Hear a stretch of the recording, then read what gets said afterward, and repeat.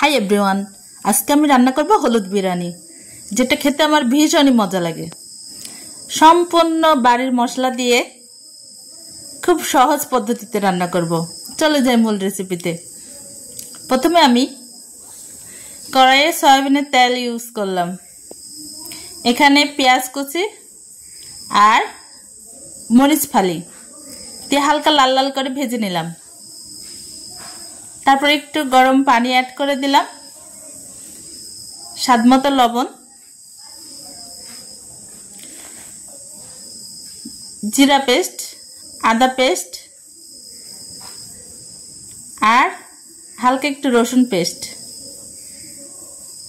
হলুদ গুঁড়ো আর মরিচের গুঁড়ো সামান্য একটু। তবে ঝাল অনুপাতে যে যেরকম ঝাল খেতে পছন্দ করেন। আমি কাঁচা মরিচের পরিমাণটা বেশি দিয়েছি, ঝাল যে যেমন খেতে পছন্দ করেন। এখন আমি মাংসগুলো দিয়ে দিলাম। মাংসগুলো ছোট ছোট করে পিস পিস করে কেটে ওয়াশ করে রেখে দিয়েছিলাম। এখন আমি কিছুক্ষণ কষিয়ে দেব। মাংসের পরিমাণ কমা বাড়া হতে পারে, যার যতটুকু প্রয়োজন। এখানে আমি এলাচ, দারচিনি আর তেজপাতা অ্যাড করলাম। আবার কিছুক্ষণ ভেজে নিচ্ছি।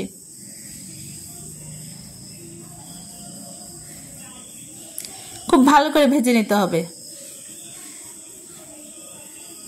কষানোটা যেন খুব দারুণ হয়। এখন আমি কিছুটা পানি অ্যাড করছি, ভালো করে নাড়াচাড়া করে দিচ্ছি। প্রায় 10 মিনিটের জন্য ঢাকনা দিয়ে দিব। এই দেখুন, মাংস প্রায় লাস্টের দিকে, মাংস কষানো কমপ্লিট। এখন আমি পোলাওয়ের চাল দিয়ে দিচ্ছি। পোলাওয়ের চালগুলো ওয়াশ করে রেখে দিয়েছিলাম।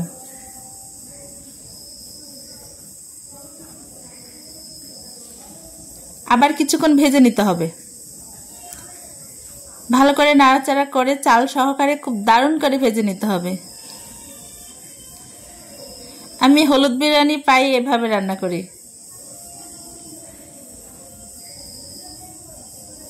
আমি এখানে কিছুটা আলু অ্যাড করেছি, তাহলে বিরিয়ানিটা খেতে আরো বেশি ভালো লাগবে। চাল কষানো কমপ্লিট। এখন আমি গরম পানি দিয়ে দিচ্ছি। পানিটা অবশ্যই পরিমাণ মতো দিতে হবে। চাল যে কয় পট পানি, তার তুলনায় কিছুটা কম। এই দেখুন আমার হলুদ বিরিয়ানিটা কি দারুণ হয়েছে।